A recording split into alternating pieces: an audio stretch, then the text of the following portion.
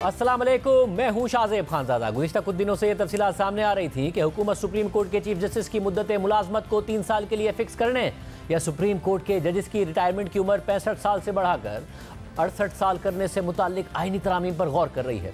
इस हवाले से यह बहस भी शुरू हो गई कि अगर सुप्रीम कोर्ट के चीफ जस्टिस की मुद्दत मुलाजमत को 3 साल के लिए फिक्स किया जाता है तो मौजूदा चीफ जस्टिस काजी फाइज ईसा जो रवा साल अक्टूबर में रिटायर होने वाले हैं, उनकी मुद्दत मुलाजमत में तकरीबन मजीद 2 साल का इजाफा हो सकता है। और अगर सुप्रीम कोर्ट के जज की रिटायरमेंट की उम्र को 65 साल से बढ़ाकर 68 साल किया जाता है तो मौजूदा चीफ जस्टिस अपने ओहदे पर 65 साल की उम्र के बाद भी यानी अक्टूबर 2024 के बाद भी मजीद 3 साल के लिए बरकरार रह सकते हैं। और आज बाकायदा हुकूमत ने जजिस की तकरीर से मुतालिक तो आईनी तरमीम का इशारा दे दिया है। चीफ जस्टिस काजी फाइजा की ज़ेर सदारत आज जुडिशल कमीशन का इजलास हुआ, जिसमें justice Mansoor Ali Shah, justice Munib Akhtar, justice Aminuddin Khan और जस्टिस याया अफरीदी शरीक हुए। इसके अलावा इजलास में वफाकी शरीयत अदालत और चारों हाई कोर्ट्स के चीफ जस्टिस समेत वफाकी वजीर कानून आजम नज़ीर तारड़, अटॉर्नी जनरल मंसूर उस्मान अवान और जस्टिस रिटायर मंजूर मलिक भी मौजूद थे। और वजीर कानून ने आज बाकायदा जुडिशल कमीशन को बताया है कि सुप्रीम कोर्ट, हाई कोर्ट और वफाकी शरीयत अदालतों के जजिस की तकर्री से मुतालिक हुकूमत आईनी तरमीम पर गौर कर रही है और जुडिशल कमीशन ने इस बात को अपने एलामिया का हिस्सा बनाया है। जुडिशल कमीशन की जारी करदा एलामिया के मुताबिक इजलास शुरू होते ही वजीर कानून आजम नज़ीर तारड़ ने कमीशन का इजलास मौखर करने की दरख्वास्त की और कहा कि हुकूमत आइन के आर्टिकल 175A में तरमीम पर गौर कर रही है जो जजेस की तकर्री से मुतालिक है। एलामिया के मुताबिक वजीर कानून का कहना था कि इम्कान है कि आइनी तरमीम से जुडिशल कमीशन की साख तब्दील हो जाए, जबकि जस्टिस याया अफरीदी ने तजवीज़ दी कि क्योंकि हुकूमत आइन में तरामीम का सोच रही है तो मौजूदा इजलास को मौखर कर दिया जाए। और फिर जुडिशल कमीशन के तमाम अराकीन ने कमीशन का इजलास मुलतवी करने पर इत्तफाक किया एलामिया के मुताबिक, मगर कमीशन के अराकीन ने यह भी कहा है कि इससे जजिस की तकर्री का अमल नहीं रुकना चाहिए और मौजूदा रूल्स के तहत आला अदलिया में तकर्रियों का अमल जारी रखने पर इत्तफाक किया गया है। इस वक्त हुकूमत किन आइनी तरामीम पर गौर कर रही है। और इसके अलावा इस्लामाबाद हाई कोर्ट के 6 जजेस जिन्होंने अदालत में इदारों की मुदाखलत से मुताल्लिक सुप्रीम जुडिशल काउंसिल को खत लिखा था और यह दावा किया गया था कि एक जज के घर से खुफिया कैमरे बरामद हुए हैं, इस हवाले से गुज़िश्ता दिनों ये तफसीलात सामने आई कि इस्लामाबाद हाई कोर्ट के जजेस ने इस वाक़े से मुताल्लिक वज़ीर कानून आजम नज़ीर तारड़ और अटॉर्नी जनरल मंसूर उस्मान अवान को आगाह कर दिया था। इस बात में कितनी सदाकत है कि जब गुज़िश्ता हुकूमत थी PDM की, उसी वक्त आगाह कर दिया गया था। सब पर बात करेंगे। हमारे साथ मौजूद है खुद वफाकी वजीर कानून आजम नज़ीर तारड़ साहब। बहुत शुक्रिया मुझे ज्वाइन करने के लिए। आज जुडिशल कमीशन का इजलास हुआ, मौखर कर दिया गया। आपने कहा कि आईनी तरमीम होने जा रही है, क्या आईनी तरमीम होने जा रही है? बहुत शुक्रिया शाहजेब जी। थोड़ा सा मैं इसे रीफ्रेज कर दूंगा।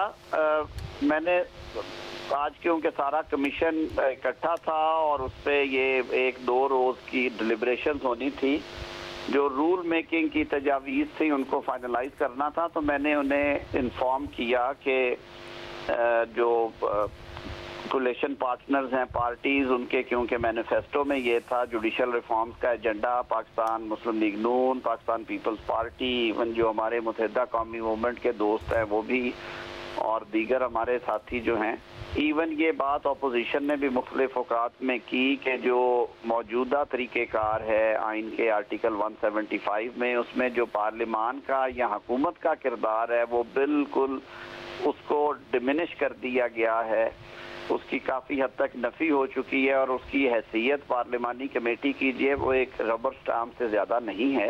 हम कहते हैं कि ये बैलेंस होना चाहिए जिस तरह पिछले निज़ाम में बैलेंस था कि तयनातियाँ जो हैं वो वज़ीर आज़म की एडवाइस पे सदर मुमलिकत ही करते थे, लेकिन उसमें with the passage of time ये तय हो गया था असूल कि जो चीफ जस्टिस हैं उनकी मीनिंगफुल जो एडवाइस है या मीनिंगफुल कंसल्टेशन होगी जजेस अपॉइंटमेंट में।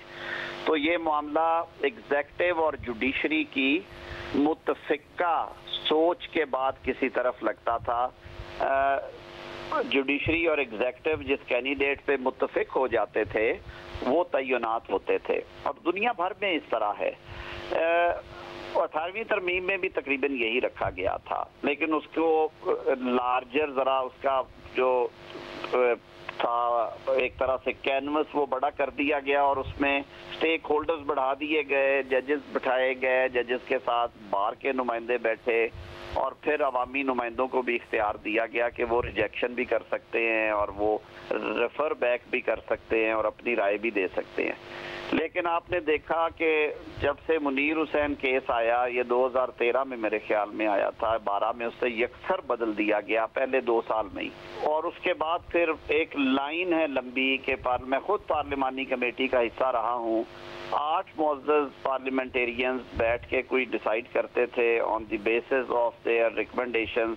वो उसकी तौसीक नहीं करते थे तय्युनाती की, और सिंगल जज साहब किसी भी हाई कोर्ट में बैठ के रिट ज्यूरिसडिक्शन में उसको सेटिसाइड कर देते थे और फिर ओथ हो जाता था उन जज साहब का। ये कोई कन्फ्रंटेशन की बात नहीं है, बात असूल की है। हम चाहते हैं कि जो एग्जेक्टिव और जुडिशरी ने ये एक्सरसाइज दुनिया भर में मिल के करते हैं, बल्कि कई ममालिक में जुडिशरी का रोल बड़ा डिमिनिश्ड है। आपने अमेरिकन सिस्टम देखा होगा, पार्लियामेंट्री हेयरिंग्स होती हैं, उसके बाद जजेस की कंफर्मेशन हो, और बहुत सारे ममालिक है, कईयों में मिक्स कमीशन है कि पार्लियामान और जजेस एक जगह पे बैठ के ये काम करते हैं। कई जगह पे हमारे वाला पुराना है कि चीफ जज भेजते हैं प्राइम मिनिस्टर को और वो अपॉइंट कर देते हैं। तो ये बहुत सारी हमारे पास एग्जांपल्स हैं। मतलब अगर आप 19वीं तरमीम में रबर स्टैम्प बना दिया पार्लिमानी कमेटी को, 18वीं तरमीम हुई 2010 में पीपल्स पार्टी के दौर में, मगर इफ्तिखार चौधरी साहब ज़्यादा इख्तियार चाहते थे और नून लीग ने अपना पलड़ा इफ्तिखार चौधरी के हक में डाला, जिसके बाद 19वीं तरमीम हुई और पार्लिमानी जो कमेटी थी वो रबर स्टैम्प बन के रह गई। तो अब क्या दोबारा आप 18वीं तरमीम की तर्ज पर ये करने जा रहे हैं और किन स्टेक होल्डर से कंसल्टेशन के बाद ये तरमीम की जाएंगी? 18वीं तरमीम का जो बेसिक आइडिया था वो बड़ा खूबसूरत था, वो भी इसी तरह का था। तो अब इस पे वज़ीर आज़म साहब ने हदायत की कि आप एक कमेटी कॉन्स्टिट्यूट करें जिसमें जो हमारे मेजर पार्टनर्स हैं, अलाइज, उनकी नुमाइंदगी है, बार बॉडीज़ के जो एपेक्स बॉडीज़ के नुमाइंदे हैं उन्हें दावत दी गई है। हम अपोजिशन से भी बात करेंगे ऑफ कोर्स, और अपोजिशन ने बारहा इस पे अपनी राय का इजहार किया है स्टैंडिंग कमेटीज़ में, पार्लियामेंट्री कमेटी के मिनट्स में है। पाकिस्तान तहरीक इंसाफ के जो लोग थे उन्होंने कहा कि नहीं, ये मुनासिब नहीं है, इसमें बैलेंस होना चाहिए। तो ये नेक नीति से किया जा रहा है। मकसद सिर्फ ये है कि जो एतराज़ात आते हैं लोगों की तरफ से, और जो हमारी एपेक्स बार बॉडीज़ हैं, संजीदा वकला हैं कि जी तय्युनातियाँ जो हैं उनका मयार वो नहीं है जो होना चाहिए, और मेरिट कंप्रोमाइज नज़र आया है हमें कई मौके पे, उसका तदारुक भी करना और उस इम्प्रेशन को ज़ायल करना ज़रूरी है। तो इस नीयत के साथ ये एक्सरसाइज शुरू की जा रही है। और इन खबरों में कितनी सदाकत है कि आप एक जुडिशल पैकेज ला रहे हैं, आईनी तरमीम होगी जिसमें या तो चीफ जस्टिस की जो मुद्दत मुलाजमत है वो 3 साल कर दी जाएगी, या फिर सुप्रीम कोर्ट के जजेस की रिटायरमेंट की उम्र 68 साल कर दी जाएगी, 65 साल से बढ़ाकर? नहीं सर, अभी तो जो हमारे जिम्मे दिया गया है मैंडेट, जिस पे गुफ्तगू हुई है, वो इसी हद तक है। लेकिन बहुत सारी चीज़ें ऐसी हैं आइन में जिन पे गुफ्तगू हो सकती है अगर सारे लोग और पार्लियामान में कंसेंसस हो जाए। मैं इस पे अभी इसलिए नहीं करूँगा कि मुझे ये अभी तक टास्क बतौर लॉ मिनिस्टर के सौंपा नहीं गया। इस पे मैं सुन रहा हूँ कुछ अरसे से मुख्तलिफ कॉर्नर से कि जी ये एक तजवीज़ है। मैं इसको यकसर मुस्तरद इसलिए नहीं करूँगा कि कल को कोई किसी कॉर्नर से अगर ये तजवीज़ आती है किसी पार्लिमानी पार्टी की तरफ से या किसी हवाले से भी, तो उनका हक होगा। अब ये तजवीज़ क्योंकि पिछले 2-3 माह में गर्दिश कर रही है, पहले भी इस पे बात होती रही है कि आया जो ये सबसे बड़ा ऑफिस है अदलिया का, इसमें कई दफ़ा बहुत हमारे पास ऐसे वक्त आए हैं और ऐसे काबिल लोग आए हैं कि जिन्हें इंस्टीट्यूशन को संवारने का मौका था लेकिन उनके पास टाइम नहीं था। मैं एक छोटी सी मिसाल देता हूं, अगर मादी में चले जाएं, कि जैसे एक लंबे दौर के बाद जब चेंज आई जस्टिस इफ्तार मोहम्मद चौधरी साहब की रिटायरमेंट के बाद, तो जस्टिस सदक गिलानी और जस्टिस नासरुल मुल्क यके बाद दीगरे आए, लेकिन उनका जो मुद्दत था तय्युनाती की वो साल से कम या साल के लगभग थी। कई दफ़ा हमने ये भी देखा कि जस्टिस जवादिस ख्वाजा साहब को सिर्फ 15 रोज़ या 35 रोज़ मिले। तो ये उतार चढ़ाव आते रहे हैं। इस पे बार बॉडीज़ की अपनी राय है, मुख्तलिफ लोगों की राय है, लेकिन मैं आई एम स्टेटिंग ऑफिशियली स्टेटिंग कि मुझे ऐसी कोई अभी इंटरेस्टमेंट नहीं है ministry of law and justice को। मतलब ये बताएगा, इस्लामाबाद हाई कोर्ट के जज के हवाले से खबर सामने आई कि जब गुज़िश्ता बरस उनके घर से खुफिया कैमरे निकले, आपकी पिछली हुकूमत थी, आप ही लॉ मिनिस्टर थे, अटॉर्नी जनरल भी यही थे, और उन जज साहब ने आपको भी बताया, बतौर लॉ मिनिस्टर अटॉर्नी जनरल साहब को भी बताया, आपने तशवीश का भी इजहार किया, लेकिन फिर कुछ नहीं किया। फिर उन जजेस ने आपके इस हुकूमत में आके खत लिखा है और कमीशन बनने का मामला आया और फिर अदालत ने सुमोटो लिया। मैंने जी वजीर आजम अनवार काकड़ साहब ने शायद 13 या 14 अगस्त को ओथ लिया था और हमारी काबीना तहलील हो गई थी उससे पहले 3-4 रोज पहले 9 अगस्त को शायद तहलील हुई थी काबीना। और उसके बाद मुझे अच्छी तरह याद है, मैं छुट्टी पे चला गया था बच्चों के साथ गिलगित बिल्तिस्तान में। वहां से मैं वापस आया 20 या 21 अगस्त को, तो मुझे मेरे कॉमन फ्रेंड्स हैं एक दो, उन्होंने कहा कि कुछ तरह की बात हुई है। तो हमारे जाहिर है ये सारे जज साहबान हम इकट्ठे रहे हैं बार में, हम लोग बार पॉलिटिक्स इकट्ठे करते रहे हैं, बार में सोशलाइज इकट्ठे करते, टी रूम चाय कॉफ़ी इकट्ठे पीते थे। तो उस हवाले से बिल्कुल मेरी बात हुई उनसे, लेकिन मैं उस वक्त वजीर कानून नहीं था और नए वजीर कानून अहमद इरफान साहब मेरे ख्याल में कुछ 10 दिन से चार्ज ले चुके थे। तो मैंने उस पर ज़रूर अपनी दुख तकलीफ का इजहार किया और मैंने कहा कि हाँ इसका पता होना चाहिए क्यों और किस तरह है। और फिर मैंने जो एक दो दोस्तों से, रेलेवेंट लोगों से मैं बात कर सकता था गैर सरकारी तौर पे, not in my official capacity, मैंने ये सारा, पिछले दिनों में भी कुछ ये बात हुई और कहा गया कि वो अवेलेबल नहीं थे। मैं सर आपको बताता चलूं कि मेरे एक अजीज की वफात हुई और मैं 2-3 रोज वहाँ पे बहुत ज़्यादा मसरूफ रहा अपने गांव में। मुझे किसी ने दोस्त ने बताया कि आपने मेरी राय लेना चाहिए और फिर आपने बताया कि वो अवेलेबल नहीं थे इतला के बावजूद। तो वो मैं ज़रा एक दफ़ा वजाहत कर दूं। और ये फिर मैंने सोचना शुरू किया, फिर मैंने वो सारी डेट्स अपनी, ज़ाहिर है हमारे कोई चीज़ टेलीफोन में निकल आती है, कोई मैसेज हुआ किसी दोस्त से, तो मुझे अच्छी तरह फिर ये अब याद है कि ये 21 अगस्त को मुझे इस बाबत पता चला। तो मैंने खुद एक दोस्ती के नाते के तौर पे राब्ता भी किया, उन्होंने मुझसे बात भी की। फिर मैंने एक दो दोस्तों को जिनसे मैं कह सकता था उस वक्त, उन्हें कहा कि भाई आप भी इस चीज़ का ज़रा पता करें। इससे ज़्यादा मेरे ख्याल में मेरे बात करना मुनासिब नहीं है क्योंकि मामला अब सब जुडिस है। सिर्फ आपके इल्म में ये खुफिया कैमरों वाली बात लाई गई थी या इसके अलावा भी दीगर मामला लाए गए थे जो जजेस ने अपने खत में बयान किए हैं? नहीं, कोई बात, मैं तो बड़ा एक्सेसिबल था, अवेलेबल था तमाम जजेस को। मैं आज भी आपके तवस्सुत से ये बात कर रहा हूँ कि attorney general, advocate generals bridge होते हैं और लॉ मिनिस्टर्स भी किसी हद तक इसलिए एक्सेसिबल होते हैं कि हम लोग सारी उम्र इकट्ठे रहे होते हैं। इंसानी रिश्ते हैं ना जी, अपना रोल अपना, लेकिन हम लोग एक राब्ते के तौर पे अदलिया के साथ बाकी पार्लियामेंटेरियंस की निस्बत ज़्यादा कुर्बत होती है हमारी। हम कमेटीज़ में इकट्ठे होते हैं। एज अ लॉ मिनिस्टर मैं पार्ट हूँ जुडिशल कमीशन ऑफ पाकिस्तान का। एज अ लॉ मिनिस्टर मैं लॉ एंड जस्टिस कमीशन में हमारी नुमाइंदगी होती है। एज अ लॉ मिनिस्टर मैं फेडरल जुडिशल एकेडमी में चीफ जस्टिस पाकिस्तान, उसके चेयरमैन, तो हम लोग एक्स ऑफिशियो वाइस चेयरमैन होते हैं और मीटिंग्स में, इन तकरीबात में हमारा रोज़ का आना जाना होता है। ये कोई ऐसी बात नहीं है, और ऐसी कोई चीज़ हो तो वो ज़रूर डिस्कस हो जाया करती है। लेकिन ये जो मामला आपने कहा, ये मामला 20 या 21 अगस्त 2023 का है, जब मुझे वजारत छोड़े कोई 2-1 हफ्ते हो चुके थे जी।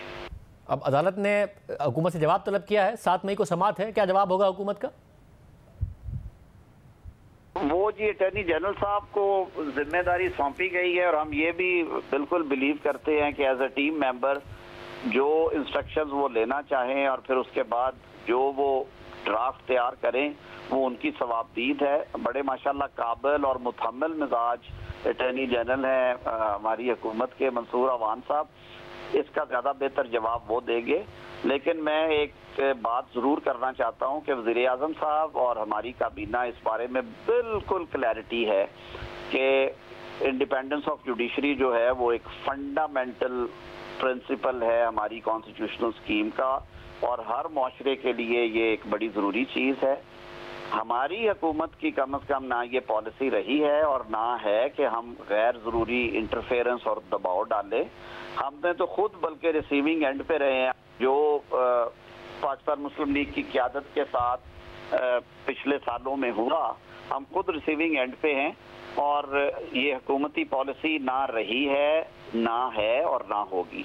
वैसे मगर इस वक्त आपकी हुकूमत है और आपकी हुकूमत में ऐसा हो रहा है कि सोशल मीडिया पर एक भरपूर प्रोपेगेंडा 6 जजेस के खिलाफ, खासतौर पर जस्टिस बाबर सत्तार साहब के खिलाफ हो रहा है, जिस पर हुकूमत ने कोई एक्शन नहीं लिया। हालांकि अटॉर्नी जनरल साहब खुद कह रहे हैं कि जस्टिस बाबर सत्तार के सारे मामलात क्लियर हैं, मैं उनका उस वक्त साथ रहा हूं, पार्टनर रहा हूं, मैं खुद जाती तौर पर उनके सारे मामलात देखे थे, अगर नोटिस होता है तो मैं अपने ओहदे से मुस्ताफी होऊंगा और जस्टिस बाबर सत्तार का दिफा करूंगा इस हवाले से।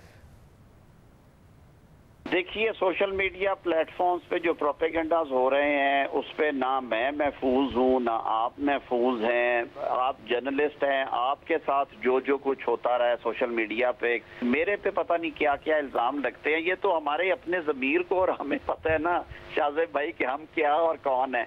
सोशल मीडिया को मैं तो संजीदा नहीं लेता, इसलिए कि उसका ना सोर्स समझ आती है। कोई युगांडा में बैठा हुआ है, कोई रवांडा से कर रहा है, कोई न्यूयॉर्क से कर रहा है, कोई लंदन से कर रहा है। हाँ, हुकूमती सतह पे अगर कोई ऐसी चीज़ हो, माजी में ये हुआ कि सिटिंग जज साहिबान के खिलाफ हुकूमतों ने रेफरेंसेस फाइल किए और वो फरीक बने। पीछे आपको याद होगा एक मौजूद जज साहब के खिलाफ रेफरेंस फाइल हुआ, एक रेफरेंस आया, दूसरा आया, बहुत सारी तजावीज़ आई हुकूमत में भी, लोगों ने कहा कि जी हमें इसमें फरीक बनना चाहिए, ये बदउनवानी का केस है। एज अ लॉ मिनिस्टर मैंने अपोज किया, मैंने कहा नहीं, ये हुकूमतों का काम नहीं है कि इस तरह के रेफरेंस फाइल करना। हुकूमत एक न्यूट्रल फरीक के तौर पे इसमें रहे। अटॉर्नी जनरल साहब को जो आइन में जिम्मेदारी दी गई आर्टिकल 209 में वो पूरी करें। अगर उसे अदालत और सुप्रीम जुडिशल काउंसिल उसे प्रोसिक्यूट करना चाहती है तो अटॉर्नी जनरल को हाजिर होना चाहिए। हमें गैर ज़रूरी फरीक नहीं बनना चाहिए। जस्टिस मुज़ाहिर अली अकबर नकवी के केस की मैं बात कर रहा हूँ और आपको पता है कि वो कंप्लेंट्स डिफरेंट कॉर्नर से आई, कुछ बार्स ने की, कुछ प्राइवेट इंडिविजुअल्स ने की, उस पर कार्रवाई हुई, जो फैसला हुआ हुकूमत ने उसके मुताबिक नोटिफिकेशन जारी कर दिया। गवर्नमेंट की ये कतन पॉलिसी नहीं है कि वो जजेस की पिक एंड चूज करे और उनके खिलाफ रेफरेंसेस करे या उनके खिलाफ विलिफिकेशन कैंपेन करे। तो फिर आप यानी इस प्रोपेगेंडे को इंडोर्स नहीं करते हैं, जो अटॉर्नी जनरल साहब हैं उनकी राय को इंडोर्स करते हैं इस हवाले से? देखिए, बाबर सत्तार साहब एक पढ़े लिखे, एक काबिल जज हैं। बाकी हर शख्स का एक अपना मिजाज होता है। कुछ लोग हैं जो रेस्ट्रेंट एक्सरसाइज करते हैं और वो समझते हैं कि मुनसिफ को बहुत मुतहम्मल मिजाज होना चाहिए और उसके मिजाज में सख्ती नहीं होनी चाहिए। कुछ लोगों में ये चीज़ नहीं होती। मैं उस पर कोई जजमेंट नहीं दूंगा because it's not my domain. Attorney general साहब की, क्योंकि वो एज ग्रुप भी हैं, एक दूसरे को जानते हैं, उन्होंने काम किया हुआ है एक फील्ड में, कॉर्पोरेट साइड पे उन दोनों का अच्छा काम था, वो उनके ज़ाती असासों और मामलात से आगाह है। मैं आगाह नहीं हूँ सर। उन्होंने अगर उस पर राय दी है तो बहुत अच्छा किया है। आदमी को बिल्कुल क्लियर हेडेड होना चाहिए। मुझे अगर किसी चीज़ का पता है तो मैं आज भी कहूँगा कि जस्टिस फारिक जहांगीरी जो है उनसे मेरा बहुत अच्छा ताल्लुक रहा है बार में। वो बार के प्रेसिडेंट थे जब मैं पाकिस्तान बार काउंसिल में था, फिर वो एडवोकेट जनरल इस्लामाबाद थे, उस कैपेसिटी में मैं उनसे मिलता जुलता रहा हूँ। वो एक बड़े बैलेंस्ड और बहुत मुतहम्मल मिजाज इंसान है और मेरा उनसे जो एक हमारा हर इंसान का एक सोशल रिश्ता होता है किसी शख्स से, मेरी नज़र में उनके लिए बहुत सारी इज्जत है। ये तकलीफदेह मामलात हैं जो भी इस चिट्ठी के ज़रिए सामने लाए गए हैं और हमने तो इसीलिए सुप्रीम कोर्ट की हिदायत पे एक इंतहाई गैर जानिबदार और गैर मुतनाज़ा जज थे सुप्रीम कोर्ट के, उन्हें कमीशन अपॉइंट कर दिया था कि अवाम के सामने हकायक सामने आ जाए अवाम के। बाहर कैफ वो सुप्रीम कोर्ट का डिसीजन बाद में आया, उन्होंने कहा कि हम इसे टेकअप कर रहे हैं जुडिशल साइड पे। अब ये मैटर सब जुडिस है, अटॉर्नी जनरल साहब मुआवनत कर रहे हैं, इससे ज़्यादा मैं इस पर बात नहीं करूँगा। अच्छा, एक आखिरी मामला 8 मई को जस्टिस मंसूर अली शाह की सरबराही में 3 रुकनी बेंच समाअत करेगा। तहरीक इंसाफ ने पेशावर हाई कोर्ट का जो फैसला है उसको चैलेंज किया है मखसूस नशिस्तों के हवाले से। जस्टिस मोहम्मद अली मजहर, जस्टिस अतर मिनल्लाह और जस्टिस मंसूर अली शाह जब ये समाअत करेंगे, तहरीक इंसाफ को उम्मीद है कि मखसूस नशिस्तें उन्हें मिल जाएंगी। उन्हें खैबर पख्तूनख्वा में मिल जाती हैं तो बाकी नशिस्तों पर बाकी सूबों में मरकज़ में सवाल पैदा हो जाएगा। कैसे देख रहे हैं आप इसको? शाहजेब भाई, मेरे ख्याल में मुझे बतौर वज़ीर कानून इस पे बात नहीं करनी चाहिए। ये बहुत ही एक डेलिकेट मामला है जो सब जुडिस है। मैं सिर्फ ये कहूँगा कि 5 मेंबर जजमेंट आने के बाद और उन्होंने चॉइस किया था पीटीआई ने कि सुन्नी इत्तेहाद काउंसिल जो भी है, उन्होंने ये तय किया था कि उन्होंने कहाँ पे आइडियली उन्हें इस्लामाबाद में पिटीशन फाइल करनी चाहिए थी। वो चॉइस करके पेशावर गए थे क्योंकि उन्हें माजी में कुछ फैसले वहाँ से मिले थे। वहाँ पे लार्जर बेंच ने बहुत तफसील से सुनने के बाद एक बहुत वेल रीजन्ड जजमेंट दी। मैं इस केस में एक दफ़ा इलेक्शन कमीशन के पेश होकर बहस भी कर चुका हूँ। जो मौजूदा आईनी स्कीम है उसको सामने रखते हुए वो पार्टी जिसने इलेक्शन में हिस्सा नहीं लिया, जिसने अपनी रिजर्व सीट्स की फहरिस्त जारी नहीं की, बतौर वकील मेरी नज़र में वो किसी रिजर्व सीट की हकदार नहीं है। बाकी मामला कोर्ट में पेंडिंग है, वो देखेंगे कि उसके पेशावर हाई कोर्ट के फैसले में क्या नकायस है, वो उसे अपहोल्ड करते हैं या अदरवाइज जाते हैं। बहुत शुक्रिया वज़ीर क़ानून की गुफ्तगू आपने सुनी। ब्रेक और ब्रेक के बाद बात होगी। इमरान खान ने एक आर्टिकल लिखा है जिसमें फिर अस्करी क़यादत पर तनकीद की है, मगर आज फिर मुज़ाकरात की भी बात की है। एक ब्रेक के बाद इस्टेब्लिशमेंट से मुज़ाकरात और बातचीत के बारे में तहरीक इंसाफ के दावे तेज़ी से तब्दील हो रहे हैं और एक सिमत या एक बयानिया नज़र नहीं आ रहा है। पहले दावा किया गया कि ना कोई डील करेंगे ना कोई ढील लेंगे, यानी मुज़ाकरात किसी भी नहीं करेंगे। फिर दावा बदला और इमरान खान के करीब समझे जाने वाले शेर अब्दुल मरवत ने कहा कि अगर पीटीआई को डील हो सकती है तो वो सिर्फ सियासी क़ुव्वतों से डील हो सकती है। मगर फिर दावा बदला और तहरीक इंसाफ के रहनुमा इस्टेब्लिशमेंट से मुज़ाकरात की ख्वाहिश का इज़हार करने लगे और शहरयार आफरीदी ने तो खुलकर कहा कि पीटीआई सिर्फ और सिर्फ आर्मी चीफ और DGI से ही बात करेगी। इस दौरान बातचीत और मुज़ाकरात के हवाले से तहरीक इंसाफ मुतहरिक हो गई। अडियाला जेल में इमरान खान की मंजूरी से तहरीक इंसाफ ने अली अमीन गंडापुर, उमर अयूब और शिबली फराज को मुज़ाकरात के लिए टास्क दे दिया। खुद इमरान खान ने सहाफ़ियों से गुफ्तगू में कहा कि अली अमीन गंडापुर, उमर अयूब और शिबली फराज के अलावा किसी को भी इस्टेब्लिशमेंट से बात करने का इख्तियार नहीं दिया और आज भी उन्होंने यही बात दोहराई है। जबकि इस दौरान तहरीक इंसाफ के मुताबिक रहनुमा ये कहते हुए नजर आए कि हम तो बातचीत के लिए तैयार हैं मगर इस्टेब्लिशमेंट की तरफ से अभी तक कोई राब्ता नहीं किया गया। और फिर कल तहरीक इंसाफ के सीनियर रहनुमा सेनेटर हामिद खान ने हमारे प्रोग्राम में कहा कि जब बहुत ज़्यादा दबाव होगा तो ही इस्टेब्लिशमेंट बातचीत करेगी, अभी पीटीआई को मुज़ाकरात का कोई फ़ायदा नहीं होगा। और फिर कल ही खुद इमरान खान ने बरतानवी अखबार टेलीग्राफ में आर्टिकल लिखकर एक दफ़ा फिर बराह रास्त फौजी क़यादत पर संगीन इल्ज़ामात लगाए गए हैं, जिसमें खुद को और बुशरा बीबी को कुछ भी होने की सूरत में उन्हें जिम्मेदार ठहराया है। साथ ही साथ इस आर्टिकल में चीफ जस्टिस ऑफ पाकिस्तान और chief justice Islamabad high court पर भी सवाल उठाया गया है। यानी एक तरफ इमरान खान की इजाज़त से और उनकी हिदायत पर तहरीक इंसाफ के रहनुमा मुज़ाकरात के लिए माहौल बनाने की कोशिश कर रहे हैं, इस्टेब्लिशमेंट से राब्ता बहाल करने की उम्मीद कर रहे हैं, जबकि खुद इमरान खान भी मुसलसल मुज़ाकरात की ख्वाहिश का इजहार कर रहे हैं। आज भी इस ख्वाहिश का इजहार किया, मगर दूसरी तरफ उन्होंने बराह रास्त फौजी क़यादत का नाम लेकर उन पर कड़ी तनकीद करने का सिलसिला भी जारी रखा हुआ है और सख्त से सख्त इल्ज़ामात लगा रहे हैं। तो ऐसे में सवाल उठ रहा है कि पीटीआई और इस्टेब्लिशमेंट के मुज़ाकरात का रास्ता कैसे निकलेगा, बर्फ़ कैसे पिघलेगी। साथ ही सवाल भी उठ रहा है कि क्या तहरीक इंसाफ की मुज़ाकरात की ख्वाहिश से इस्टेब्लिशमेंट ने इनकार कर दिया है, जिसके बाद इमरान खान दोबारा जारहाना मूड में चले गए हैं। कल इमरान खान का टेलीग्राफ में सख्त इल्ज़ामात पर मबनी आर्टिकल छाया हुआ था, मगर आज 190 मिलियन पाउंड केस की समाअत के दौरान उन्होंने सहाफ़ियों से गुफ्तगू करते हुए फिर कहा कि अली अमीन गंडापुर, उमर अयूब और शिबली फराज को मुज़ाकरात का इख्तियार दिया है। ये तीन नाम डील के लिए नहीं बल्कि बातचीत के लिए तजवीज़ किए हैं। बातचीत मुखालिफिन से होती है, दोस्तों से नहीं।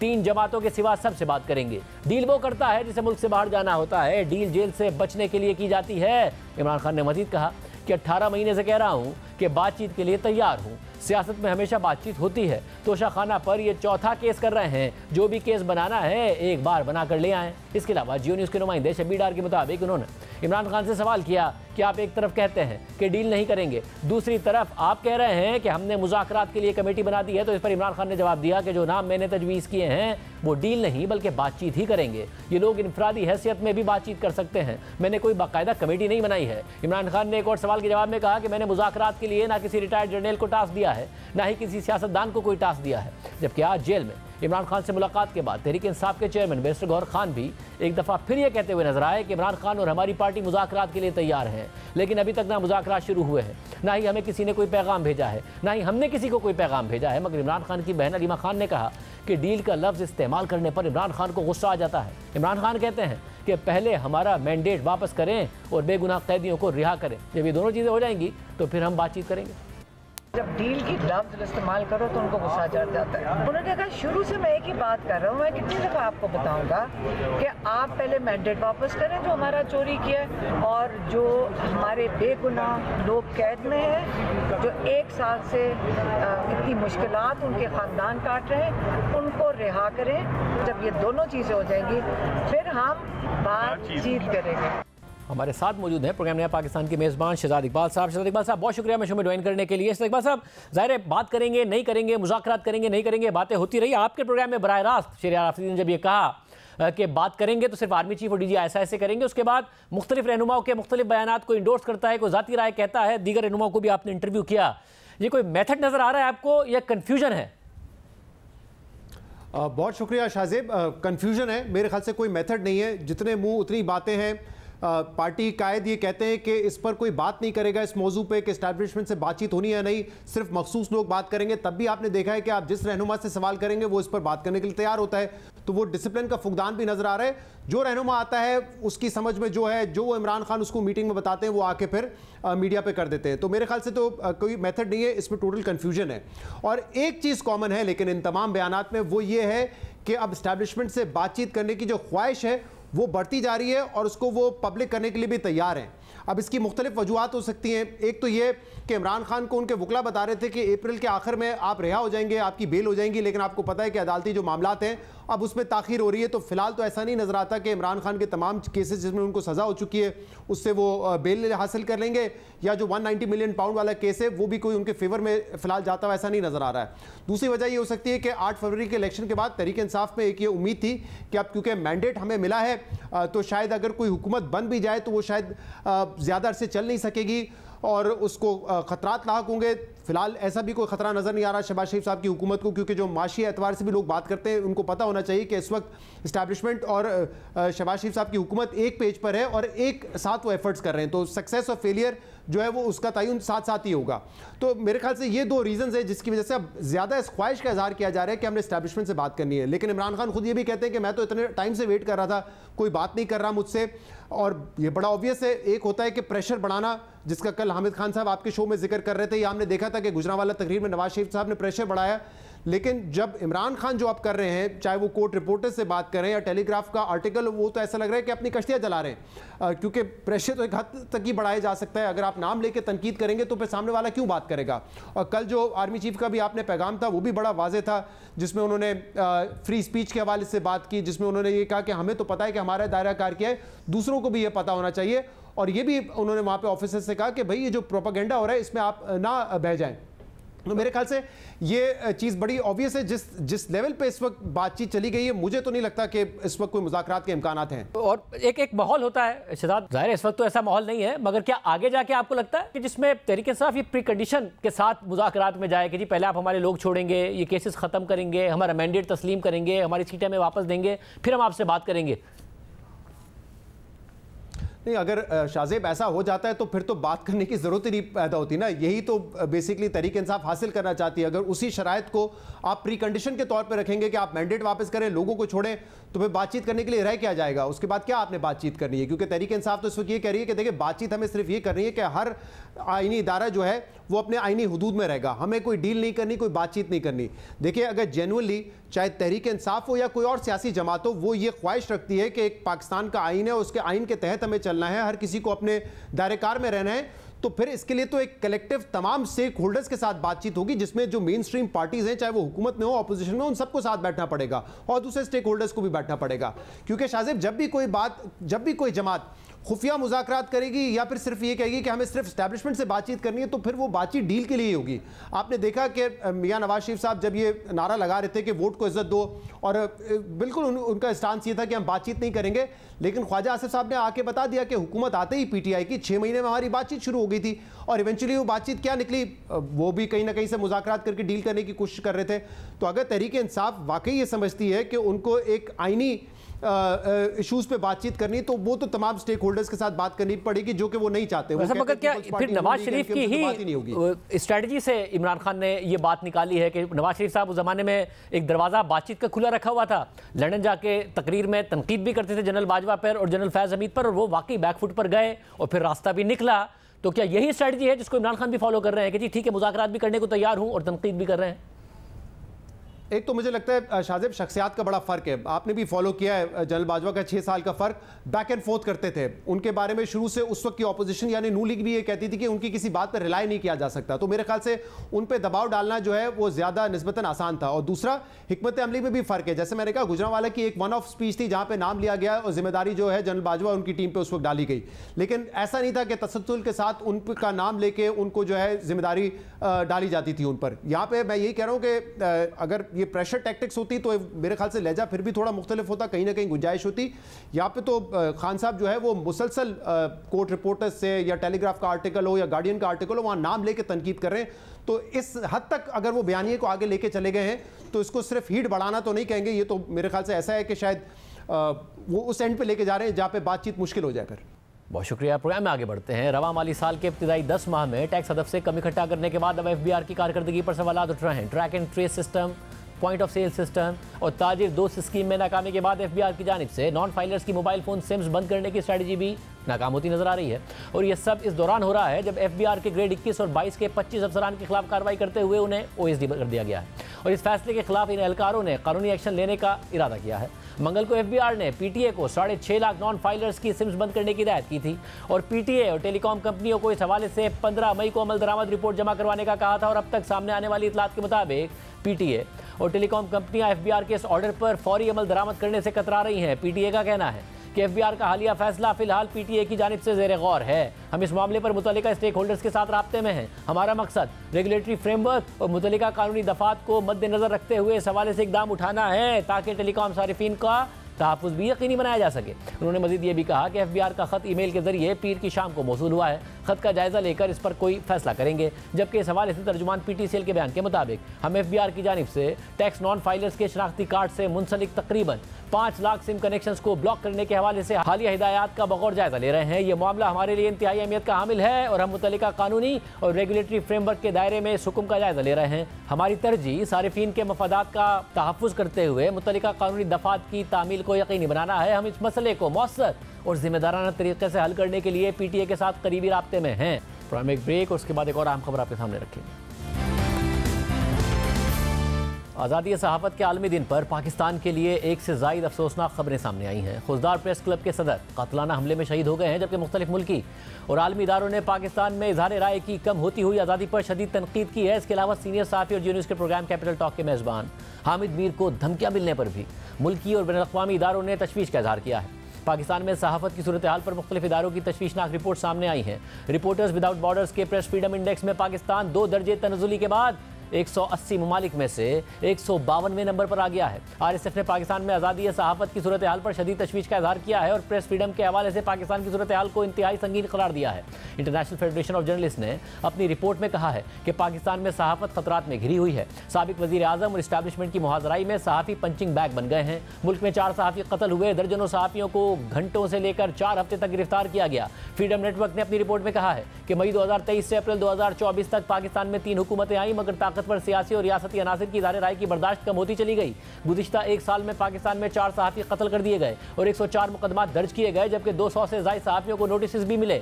जबकि human rights commission of Pakistan ने अपने बयान में कहा है कि पाकिस्तान में सहाफ़ी और मीडिया मुलाजमीन काम के महदूद माहौल और खुद पर आयद की गई सेंसरशिप के तेजी से फ़रोग़ पाते कल्चर की शिकायत करते रहते हैं। उन्हें फ़राइज़ की अंजाम दही के दौरान धमकियाँ दी जाती हैं, उन पर हमले किए जाते हैं और उन्हें लापता कर दिया जाता है। सज़ा से इस्तिस्ना से मुताल्लिक ताज़ा तरीन आलमी गोशवारे में पाकिस्तान उन ममालिक में 11वें नंबर पर है जहाँ सहाफ़ियों को बिला खौफ कत्ल कर दिया जाता है और मुजरिमों की कोई जवाबदेही नहीं होती। इसके अलावा आज बलूचिस्तान से भी एक अफसोसनाक खबर आई है। खुजदार में सुल्तान इब्राहिम खान रोड पर रिमोट कंट्रोल धमाके से एक गाड़ी को निशाना बनाया गया। धमाके में खुजदार प्रेस क्लब के सदर सिद्दीक मेंगल शहीद और 10 अफराद जख्मी हुए, जिनमें से मजीद 2 जख्मी भी दौरान इलाज दम तोड़ गए। जबकि सीनियर सहाफ़ी हामिद मीर को धमकियाँ मिलने पर भी मुल्की और बैनुल-अक़वामी इदारों ने तशवीश का इजहार किया है। कमेटी टू प्रोटेक्ट जर्नलिस्ट ने एक बयान में कहा है कि पाकिस्तानी हुक्काम को मारूफ टेलीविजन एंकर हामिद मीर को जान से मारने की धमकियों और ऑनलाइन हिरासा करने की फौरी और गैर जानिबदारी से तहकीकात करनी चाहिए और उनकी हिफाजत को यकीनी बनाना चाहिए। जबकि पाकिस्तान में यूरोपीय यूनियन की सफ़ीर ने ट्विटर पर लिखा है कि यूरोपीय यूनियन सहाफ़ियों के खिलाफ पेशा वराना जिम्मेदारियां निभाने पर धमकियों समेत तशद्दुद की तमाम कार्रवाइयों की सख्ती से मजम्मत करता है, चाहे वो रियासत, मुनज़्ज़म गिरोह हो या अफराद की तरफ से हो। ऐसे जराइम के लिए कोई इस्तिस्ना नहीं होना चाहिए, चाहे वो कहीं भी हो। इसके अलावा human rights commission of Pakistan ने बयान में कहा है कि HRCP को यह जानकर तशवीश हुई है कि मुमताज़ सहाफ़ी हामिद मीर को हाल ही में आज़ादाना तकरीर की हिमायत करने पर जान से मारने की धमकियां मौसूल हुई हैं और रियासत और कानून नाफिज करने वाले इदारों ने मुजरिमों को जवाबदेह ठहराने के लिए कोई कार्रवाई नहीं की। आज के प्रोग्राम में इतना ही, इजाज़त दीजिए। अल्लाह हाफ़िज़।